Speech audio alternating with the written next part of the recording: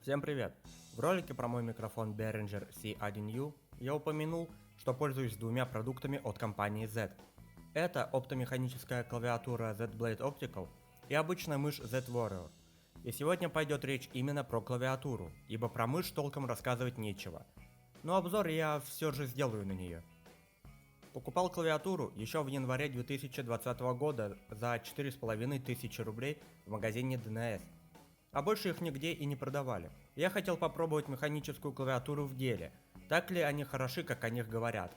Но денег на что-то хорошее и более качественное у меня не было, а покупать всякий низкокачественный шлак с Китая и потом его допиливать я не собираюсь. Из всего, что было в магазине, я выбрал относительно дешевый и привлекательный вариант. На ней я играл во многие игры, печатал довольно много текста, реально много. И одними сценариями и переписками в социальных сетях тут далеко дело не ограничилось, поэтому мне есть что о ней рассказать.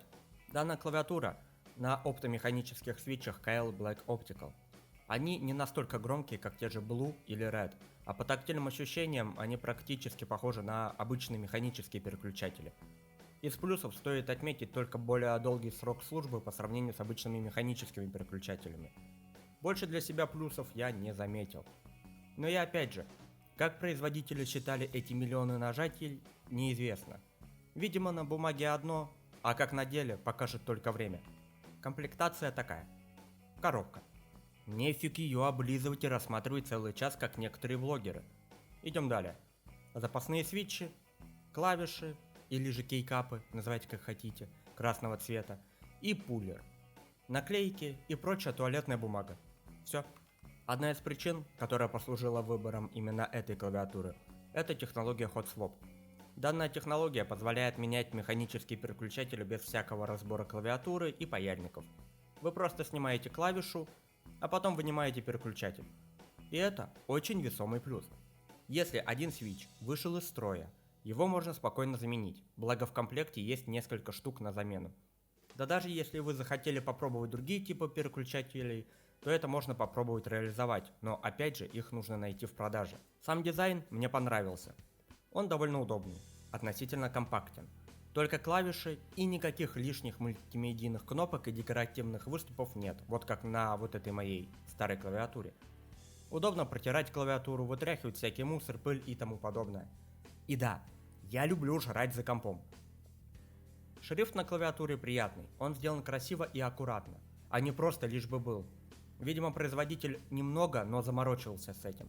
Подсвечиваются как русские буквы, так и английские. Клавиатура полноразмерная, то есть все клавиши, включая numpad, присутствуют.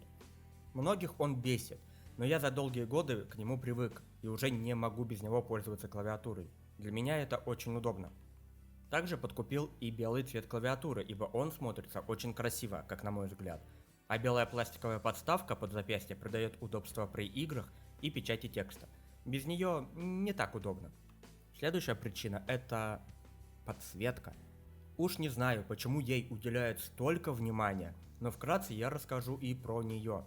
Поскольку клавиатура белая, как я говорил, то подсветка на ней смотрится не очень эффектно. Куда лучше она смотрелась бы на черной версии. Поскольку я работаю в темное время суток и включать свет в помещении нежелательно, то подсветка как никогда кстати. Видно, куда нажимаешь. И не надо, пожалуйста, кукарекать что-то про «Ко-ко-ко, 2020 год! Ко-ко-ко, навык слепой печати! Ко-ко-ко, must have!» Нет, дорогие мои, о том, какой навык мне получать и развивать, я решаю сам, за меня этого делать не надо. И мне больше нравится печатать, изредка поглядывая на клавиатуру. Режимов подсветки тут предостаточно, но мне достаточно либо обычного переливания цветов, либо постоянного свечения одним цветом. Выбирать клавиатуру из-за подсветки, на мой взгляд, это бредовая идея, как и покупка клавиатуры из-за характерного щелкающего звука. Но я указывать никому не собираюсь. Если для вас это важно, то смело выбирайте. Кстати, вот послушайте, как она звучит.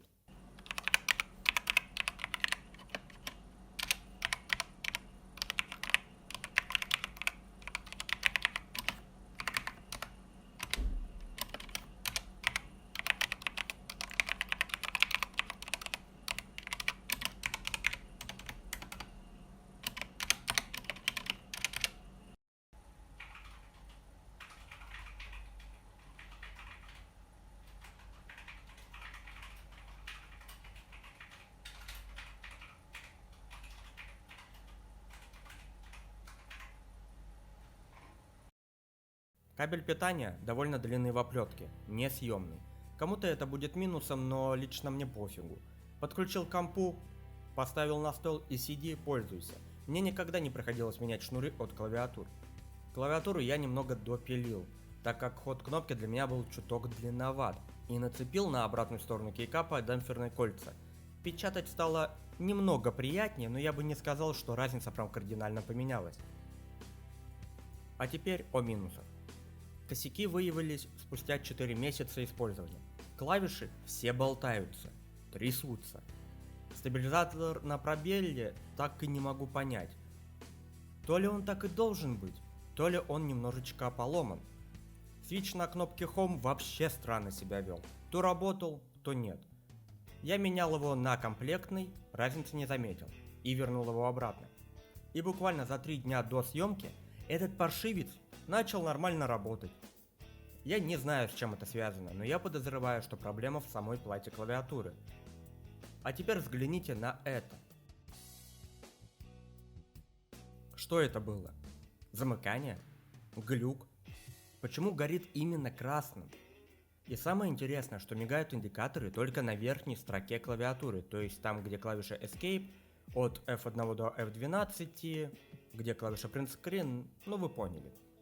Весь этот ряд самопроизвольно при выключенной подсветке начинает то мерцать, то очень тускло светиться. Если бы этих нюансов не было, я бы сказал, что клавиатура неплохая за свои деньги, но сейчас я не могу ее рекомендовать. Но и отговаривать от покупки я не буду. Решать только вам. В целом, мой первый опыт с механической клавиатурой оказался положителен. Попробовав вернуться к мембранке, мне стало не очень приятно печатать на ней. И теперь, если я и буду когда-нибудь менять клавиатуру, то это будет определенная механика. Или оптомеханика. В будущем будет еще несколько видео с обзорами, но всему своего время. Я только набиваю шишек в этом деле, и косяков в этом видео также предостаточно. Кто досмотрел до этого момента, не забывайте ставить лайки, комментировать видео и подписываться на канал. Всем удачи и всего хорошего.